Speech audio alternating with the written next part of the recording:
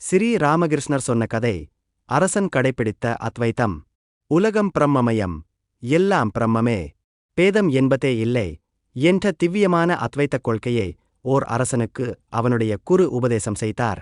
இதனால் அரசன் வெகு சந்தோஷம் அடைந்தவனாகி அரண்மனைக்குள்ளே சென்று தனது பட்ட மகிழ்ச்சியை நோக்கி, ராணிக்கும் ராணியின் வேலைக்காரிக்கும் யாதொரு வித்தியாசமுமில்லை, ஆதலால் இதுமுதல் வேலைக்காரியே ராணியாக இருக்க வேண்டியது என்றான்.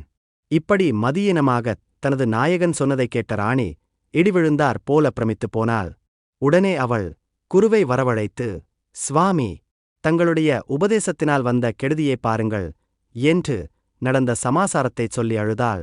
குரு அவளைத் தேற்றி, இன்றைய தினம் அரசனுக்கு பொற்பாத்திரத்தில் அன்னம் பரிமாறும்போது ஒரு சட்டி மலத்தையும் கூடவை என்று சொல்லிப் போனார். போஜன சமயம் வந்ததும் அரசனும் குருவும் சாப்பிட உட்கார்ந்தனர். அன்னத்தின் அருகில் மலமும் வைக்கப்பட்டிருந்ததைக் கண்ட அரசனுக்கு அளவு கடந்த கோபம் வந்தது. இதைப் பார்த்த குரு வெகு சாந்தமாக, ராஜனே, உனக்கு அத்வைத ஞானம் வெகுவாக உண்டே, மலம் வேறு அன்னம் வேறு என்ற வித்தியாசம் எப்படி உனக்கு வந்தது என்று கேட்டார்.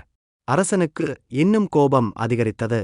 ஆகவே அவன், அத்வைத்தி என்று பெருமை பேசிக் கொள்ளுகிற நீர்தாம் இந்த மலத்தைச் சாப்பிடும் பார்ப்போம் என்றான்.